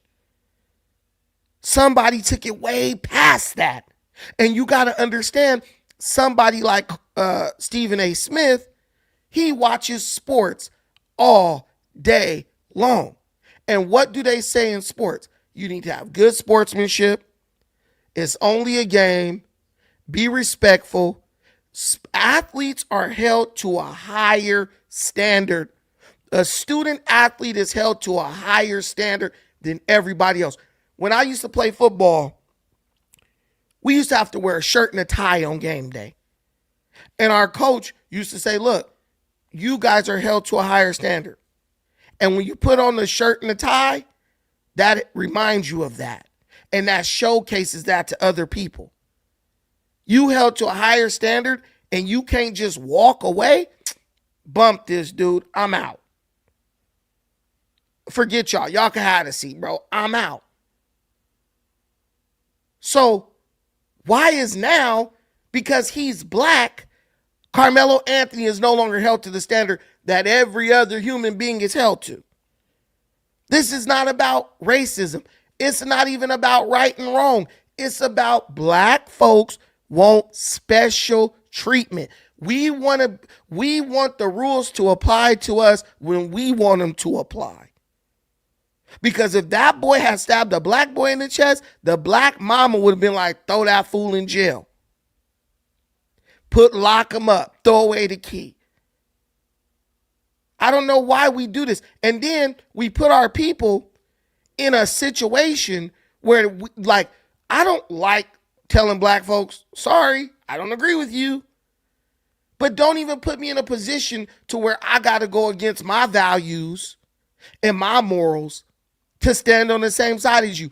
Some people will do that. But if they do that, they word ain't worth shit. They have no values. I'm not compromising my integrity so that your little thug in training could walk free to go kill again. I'm not doing that. It was your job to teach him. You failed. Now you want me to compromise my reputation, my values, and my morals to make you feel better. Lock his ass up, 17 years, give him parole eligibility, and make the decision on him then. I'm damn sure Stephen A. ain't gonna let you, he ain't gonna send his daughter to school with your damn son, Carmelo. Yeah, the guy was unarmed. That's why there was no justification for Carmelo to stab, bro. Black folks, we superior and we stronger and this and that. Well, throw them hands. Knuckle up, nigga.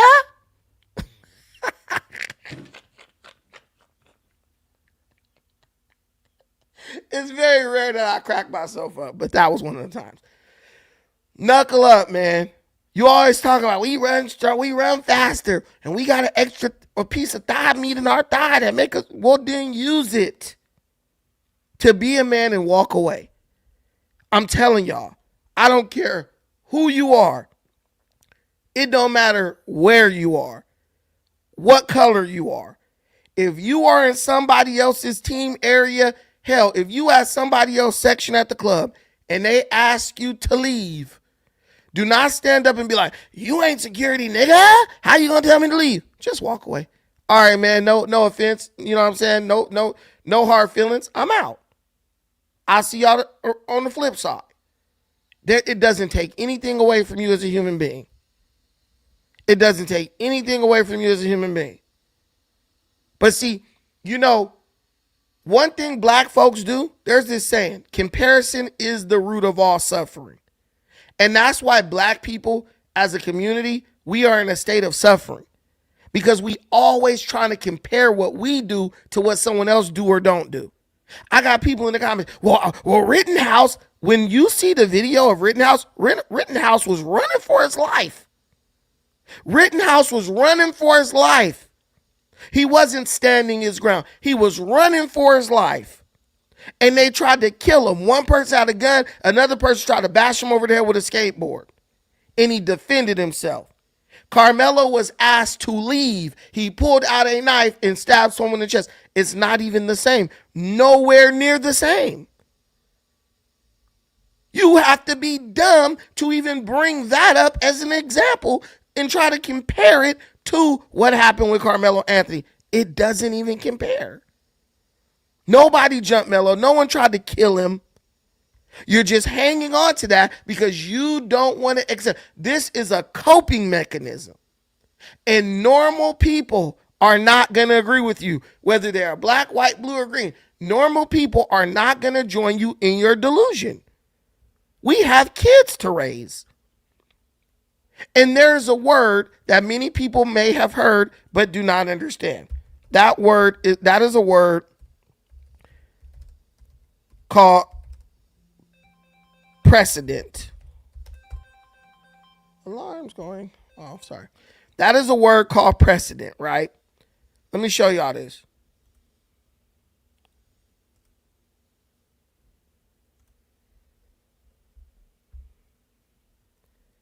Why can't I make this bigger? Okay, there it goes.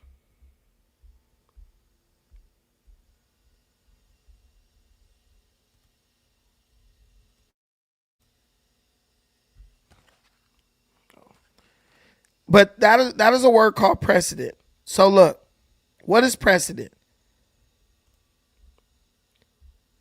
Precedent is an act or instance that may be used as an example in dealing with subsequent similar instances. A judicial decision that is binding on other equal or lower courts in the same jurisdiction as to its conclusion on a point of law, and may also be persuasive to courts in other jurisdictions in subsequent cases involving sufficiently similar facts, right? That's what you're establishing here with Carmelo Anthony. You let Carmelo Anthony go. Now you got kids all over the country stabbing and killing each other and throwing out, oh, I was doing that in self-defense. You set a precedent that can be negative and that can endanger kids all over the country. Do you understand? You can't let them go. You can't give them a slap on the wrist because you have to rule in a way that deters other children from doing the same thing. You do not want children deciding when and where something is self-defense, whether it's self-defense or not. Because children are not like adults. You have some adults who operate and think like children, but children are very immature. Children are very reactionary. Children overreact.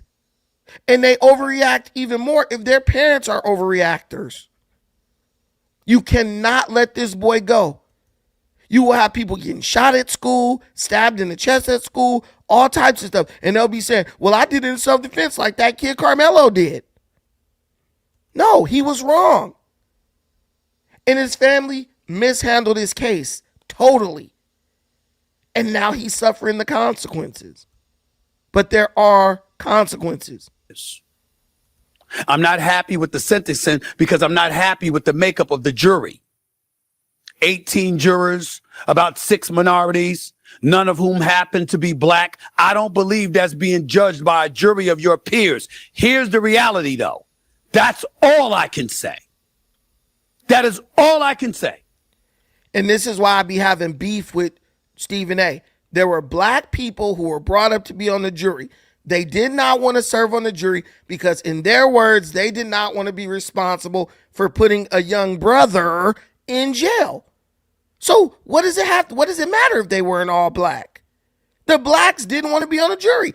The other 6 were Middle Eastern, Chinese, Mexican. They were all minorities. The same people y'all talking about, we need the black and brown coalition. And then the Asians, you go up in their store to buy Chinese food. And then the Middle Eastern, oh, what's up, brother? And you at the liquor store buying his beer and his liquor and his cigarettes, right? It was not just a lynch mob of all white people. But that's what they'll keep trying to tell you. It was just an all-white jury. And Stephen A. is going to play into that. I have a problem with that. And then the 3 black women who were teachers, they were dismissed by the prosecution because the prosecution said 3 black teachers ain't going to be able to, they're not going to be able to fairly look at the facts in an unbiased way. And it's true because teachers have a heart for children. So that was smart. The prosecution has to operate in the interest of winning the case, as does the defense. The defense didn't help their situation when they're asking jurors stuff like, what are your views on illegal immigration? This ain't involving no immigrant. But ultimately, there were black people who could have agreed to be on the jury, who, if they didn't feel, Carmelo was guilty, they could express that in their, when they're in the jurors' room, when they're negotiating the verdict. They didn't do it. So either they just didn't give a damn, or they knew in their heart of hearts they were not going to be able to find Carmelo innocent, which means the evidence was way too heavily against them, even in their mind.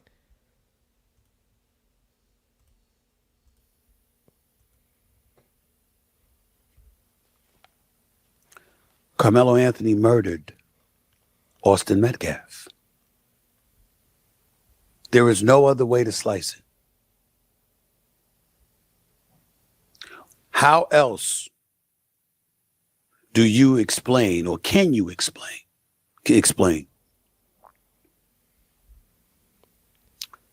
He murdered him. You at a track meet, appearing in a visitor's tent, Austin Metcalf and his brother, according to reports, come over to you asking you to leave because you're sitting under their tent. An argument ensues. Folks have said it spanned more than 5-6 minutes. Others said it went as long as 15. A 2-hand shove is believed to have happened by one witness. Another witness said it was a 1-hand shove.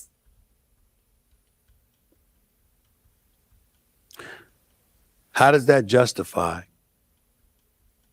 Carmelo Anthony pulling out a knife and stabbing Austin Metcalf to death? How? Some would argue, what the hell were you doing at the track meet with a knife to begin with?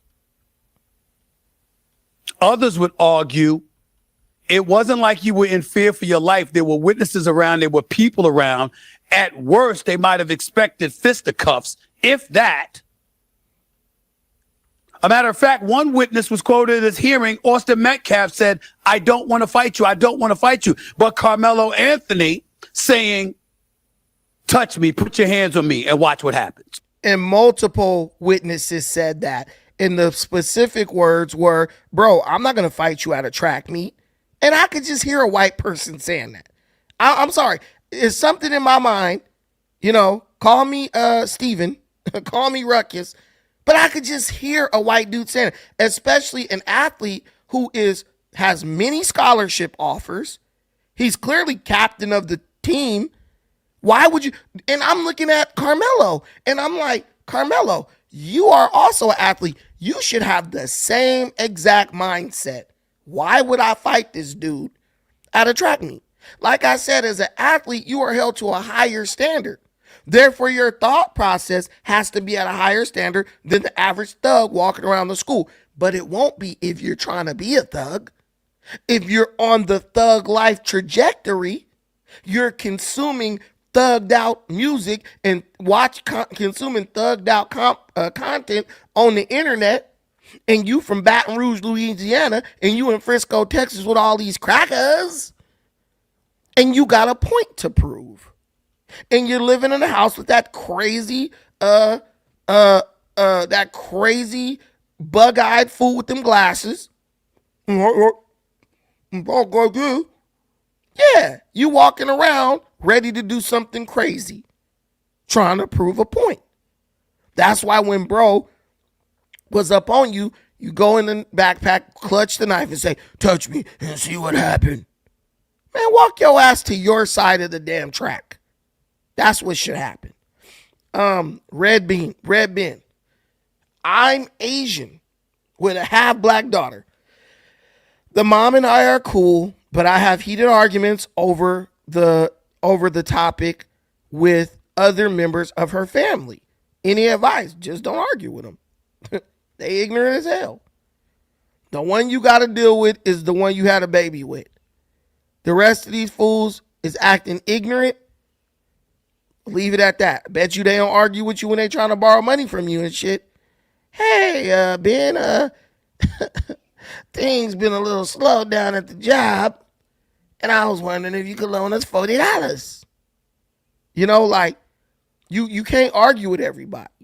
You know, what I would say to them is this. Look, I'm Asian. Look at how we're doing in this country versus how your people are doing in this country. I think you might want to take my view on this one. They can't argue with that. What can black people argue with other races of people about in America? All we care about is racism and complaining. I'm not going to argue with an Asian on how to make a successful business. Shit, they're nowhere near our population in America, but got way more successful businesses than we do. They're not the one to argue with. I see their businesses all over my neighborhood. It ain't the reverse of that. Why would I argue with them? They clearly got an understanding on how to run business. You go to jail. Asians are the lowest population in jail. They clearly understand how to stay out of jail better than anybody else. I'm going to defer to them on that one.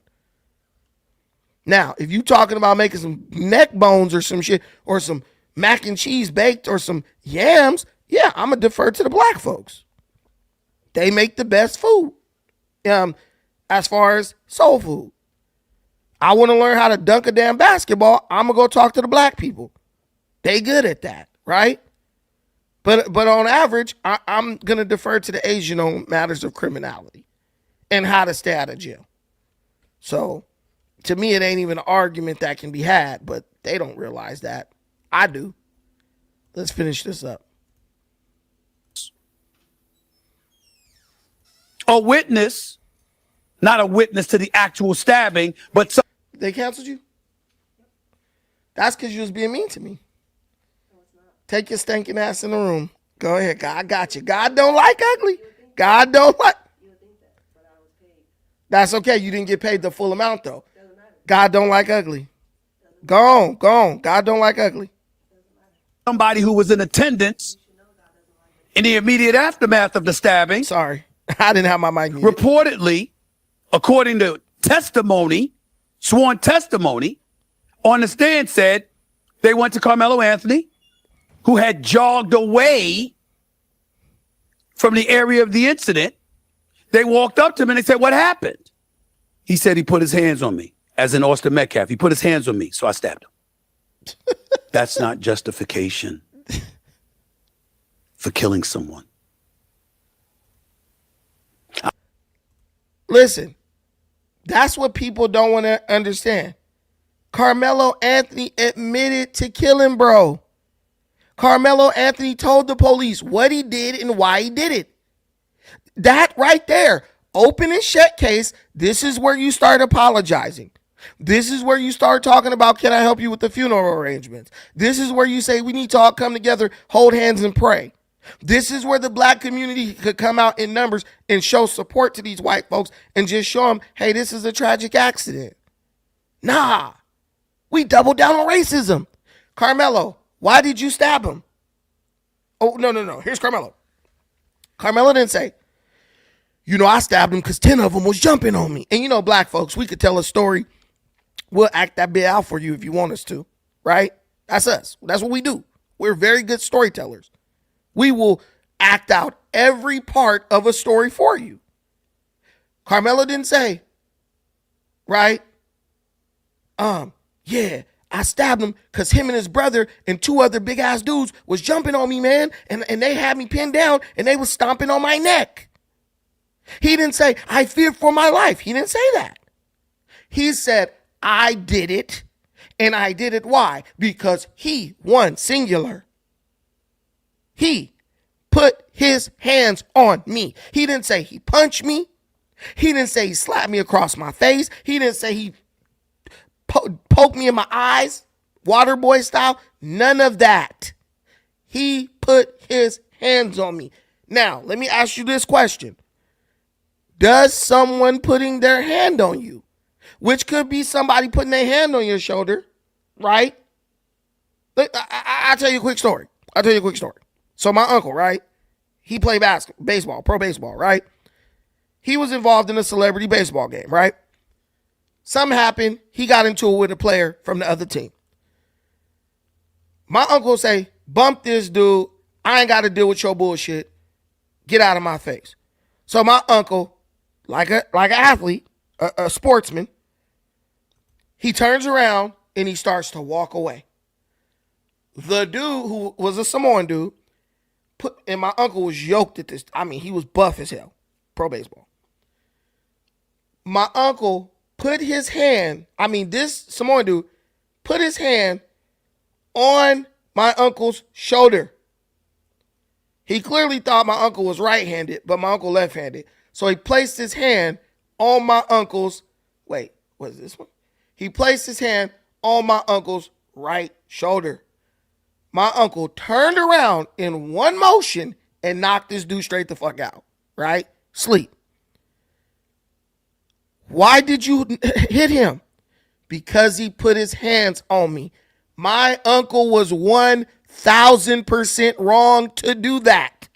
The man put his hand on your shoulder, you turned around and knocked his ass out. You're wrong for that. You shouldn't have turned around and hit the dude. He didn't hit you. He placed his hand on your shoulder, right?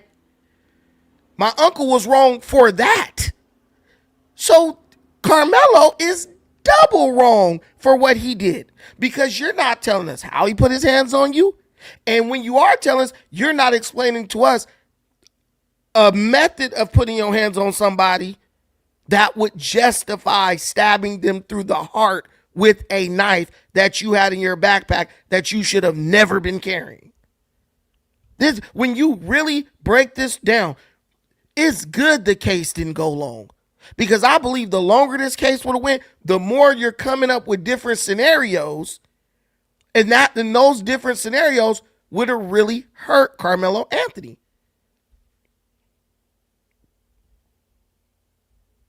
Those scenarios would have really hurt Carmelo Anthony more, to where bro might have got the whole 99 years. See? So it's just like, there's no justification. And I love that Stephen A. Smith is coming out with this, and he's like, He's being honest about it. Dude, there's nothing happening here where it should have ended like that. Carmelo overreacted. He was tripping, right? And he killed bro. And I would like to know if they drug tested this boy. I want to know, did they drug test Carmelo Anthony? I would give anything to be able to say something definitively in Carmelo Anthony's defense. If there was a shred of innocence to the incident itself, I would say so. I don't want to see a little black young man going to jail. But I don't give a damn what your race. I don't give a damn about what your race or ethnicity is. Just because you're white and young doesn't mean you deserve to be murdered. And just because you're black and young with challenges that black folks face every single day doesn't give you a license to murder someone. And what challenges did Carmelo Anthony really have? Bro was black, growing up in an affluent part of Texas. His family, mom and daddy, was making over $100,000 a year. You don't move to Frisco, Texas, and you're broke. You definitely don't move there from Louisiana and you're broke. What challenges? There was nothing. This boy was driving around, they said, in a Mercedes. They said this dude had a Mercedes. This is before this incident occurred. Come on, bro. Bro was not facing nothing. Was an entitled little young punk who did something that he thought was going to make him out to be a tough guy and ended up costing him 35 years of his life. That's what happened. Now, I know there's some people out there that's going to look at this, and there's a lot of thoughts that's going to come to their mind. There's a lot of people that are in an uproar right now. Of course, when you talk about Frisco, Texas, you talk about stuff in the Dallas area, anybody with an incident like this is going to want to hear from Representative Jasmine Crockett. Obviously, she had a lot to say about this, and there are others who responded to what she had to say. Take a listen. This wasn't someone who said, hey, let me stab you 5, 6, 7 times. And so when you're looking at the punishment range, there's a reason in Texas that it goes from 5 to 99 or life, because you are looking at how intentional, like how bad was this? 35 years for a kid who had decided to go under a tent that was not his team's tent as it was raining. The fact that there was little to no mercy seen or humanity seen when this black boy said that I was scared, or the fact that honestly anybody else who did something with such a small object, all I know is that it wasn't considered unlawful carrying of a weapon because the blade was not long enough. This lady, bro, like this woman, bro, how intentional was he? Let me go slap her. Let her get in an argument with her boyfriend and he slap her across her damn face. She'll be saying she want him to get the death penalty. I've seen women try to wash a man all the way up the river for a slap. Not even a punch. If this was a white guy who killed a black guy, would she be saying the same thing? No. No, she wouldn't. Because Jasmine Crockett is the epitome of what it is to be an ignorant black soul. That is why so many ignorant black souls identify with her. The Bible says the spirit bears witness. The spirit of the ignorance among the black race bear witness and identify with this ignorant wig wearing heifer. Therefore, she will always have their support. And they will always have her support. But the world is tired of that. America is tired of that.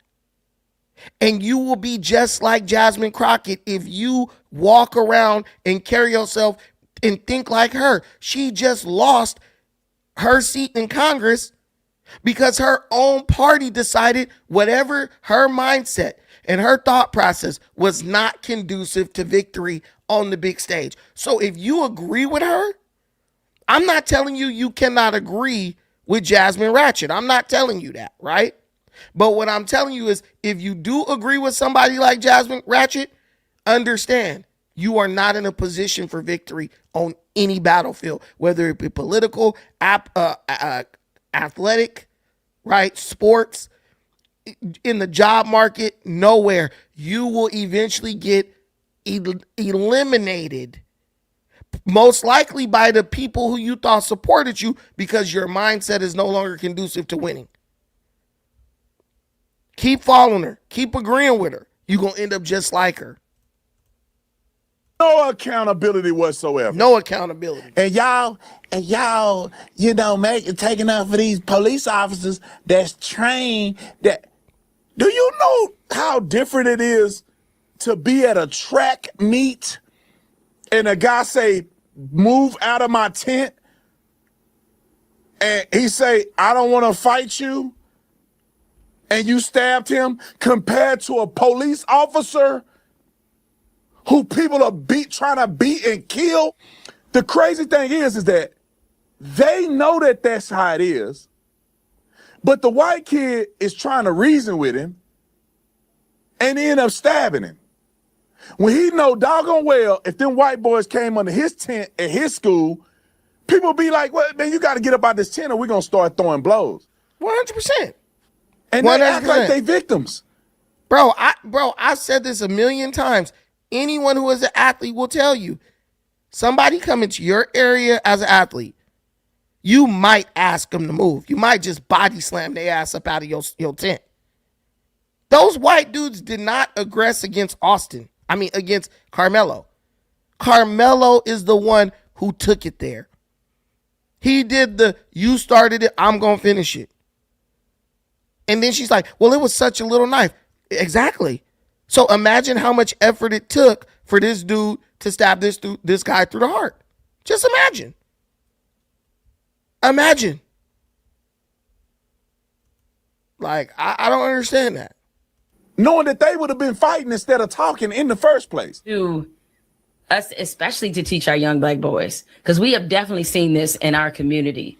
With the Here go Jamel Hill, hate white folks, but love white European style wigs and shit. Slightest of things has touched off something